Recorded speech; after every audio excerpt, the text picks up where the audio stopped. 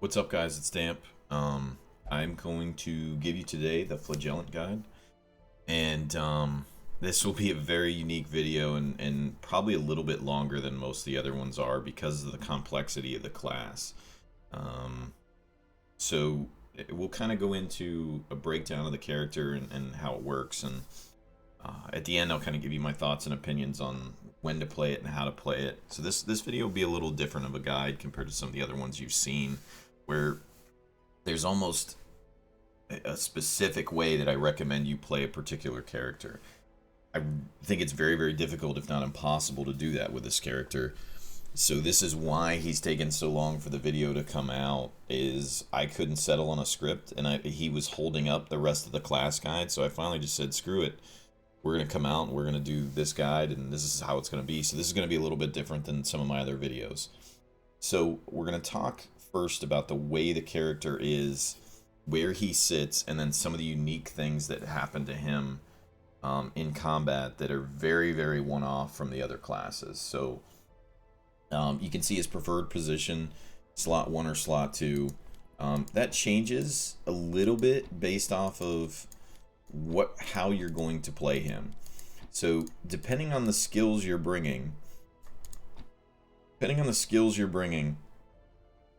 where you're going to play him is going to be completely different. So keep your eye on that as you're changing out your combat skills. As far as who he pairs well with, it's really difficult to say. He can probably go with almost anyone. One of the drawbacks to him is that he can't hit the 4th row, but there's a lot of classes that can't do that. That doesn't necessarily make him bad.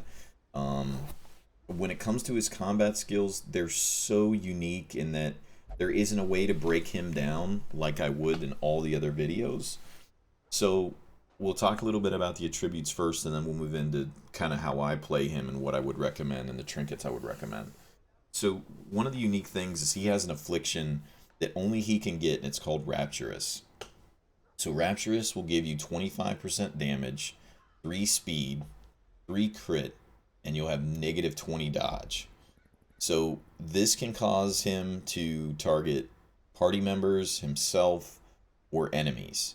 So already you're throwing up a major RNG flag with, don't bring him until you really know how to play him. Don't bring him into champion level dungeons or boss fights until you truthfully understand his mechanics. Even then, I don't know that he's right for boss fights, so that I have him as a con, especially going into a boss fight blind. He really, his strengths are built around bleeds, but we'll talk about that in a second. So going back to it, there's a buff that activates when he gets below 38% health, which is another unique thing to him, which will give him plus 20 damage and plus 3 crit. So in saying that, having more HP gives him flexibility for when he gets to that number, and giving you a window between death's door and that number that can be a little bit larger. Or I shouldn't say necessarily larger, but a little more predictable based off the amount of HP that he has, so keep that in mind. Now once he gets to death door, he heals the entire party and then reverses any death's door debuffs. He gives 5 accuracy, 20 damage, 20% resist to stun, blight, bleed, and debuffs, all debuffs, and plus 2 speed. If he is killed at any time, he will stun all the enemies. I don't believe that works on boss fights, but I haven't seen it done, so I can't, don't quote me on that, but I do know that he stuns all enemies if he's killed in a typical dungeon run. And he can only use the Penance Hall to relieve his stress, which will heal 100 stress. So, couple things with that. He's going to get stress, and unlike the way I play a typical character, where I try and run the least amount of stress, for him there's a few different ways to play him, and one of them is just to try and get him stressed to get that Rapturous ability and get him down to that health so that he can do really a significant amount of damage. And the way you want to play him will completely change your combat skills and your trinket setups. So all I'm going to do is kind of go through the trinkets. As far as the combat setups, this is so unique, guys, that I don't necessarily have one recommendation or another. One of the things I will tell you that I've found works very well for him is using this ability here with Suffer, clearing a marked target, transferring Bleed and Blight on specific fights. Again, no spoilers, but there are certain fights that you'll run into where a target will be marked, and you guys know the dungeons where those will happen in for the most part. And a target will be marked, but he can clear them of the mark.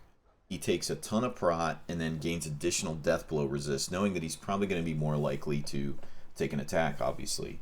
If you pair that with the guard ally that the Man-at-Arms has, he can actually prevent him from leaving death's door, you know, from a few attacks. So kind of keep that in mind as you're pairing up him with certain characters and certain heroes as you're going through.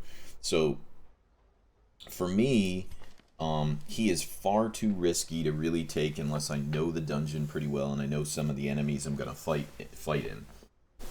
in those dungeons rather. So what I would recommend is if you know you're gonna go into places where things are susceptible to bleeds, which are typically, I would say, a little more Warrens and Weld. Obviously, the Ruins, not so much. I mean, the human mobs are, but then you have the skeleton mobs that are basically immune to it. The Cove, yeah, there's some guys who are susceptible to some bleeds, but you're probably not going to run them in the Ruins. When you look at overall pros and cons, like I do sometimes, he has a lot of utility, but that utility is meant to be probably a little more flexible with where you place him in, you know, based off of how you're going to run him. And I think he's extremely fun to play. So he has some utility, but it's not like the utility you'd see in the Grave Robber. It's not like the utility you'd find in the Houndmaster. He is so unique in the way that he's played that this is a completely different breakdown than I've ever done of any class. So the ones you see here are what I will run on him, but he's somebody where there isn't necessarily a meta. As you're going through the dungeon and he's taking damage, you're going to have to replace a lot of these. So I'm going to tell you that all of these are worthwhile because at a certain point in the dungeon run, based off his stress and his HP, you're going to be changing these in and out. So the one piece of advice I can tell you when it comes to his combat skills is change them after every fight, or at least look at them after every fight. Based off your HP and your stress level and the rest of your party, you will have to change them. So I'm not going to break these down. I mean, you guys can go through and read them. Suffer's the one I did want to talk about specifically because I did see some value in talking with, you know, the guard ability that the Man-at-Arms has, and that's something that I felt was worth mentioning. When it comes to his quirks and some of the things, again, additional bleed is probably good when it comes to, you know, trinkets and quirks overall.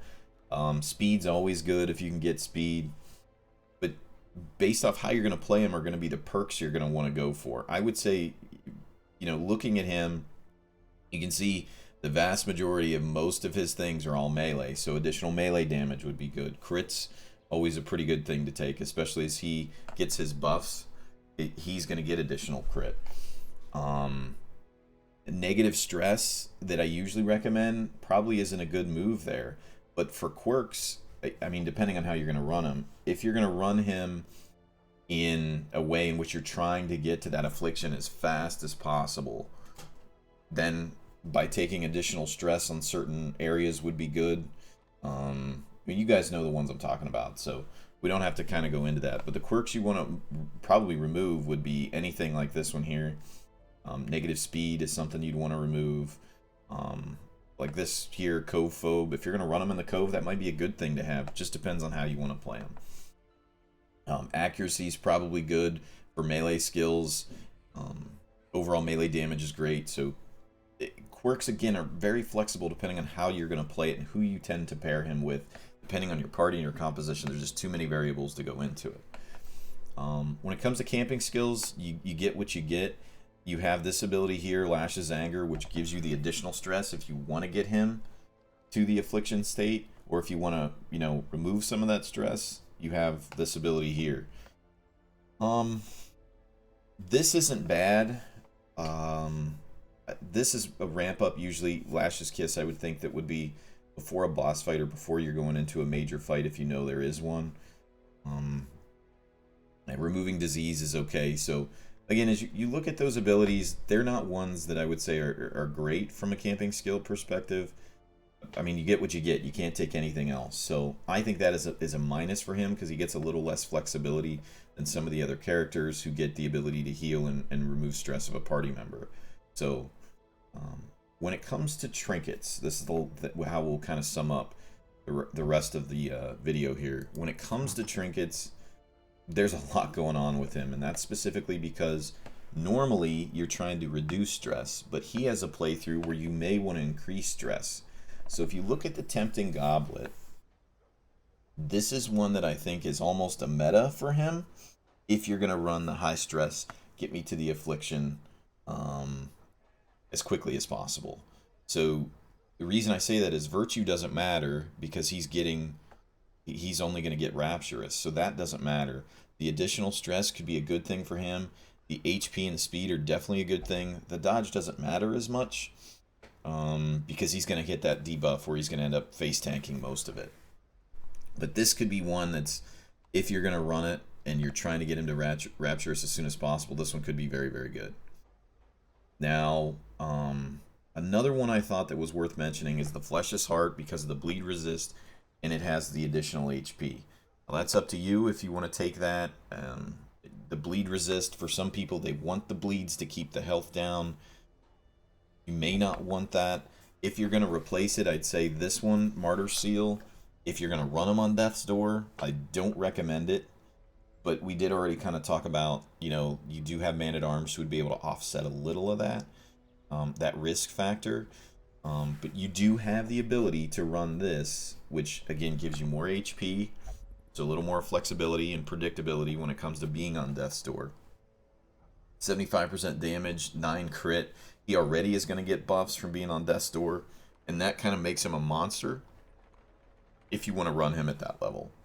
Now, when your characters are expendable at lower levels, I see him as being really, really good if you have this trinket, but then again, you're risking a very rare trinket sometimes early on in the game, and is that really, really worth it? I mean, I don't think it is, but, to each their own.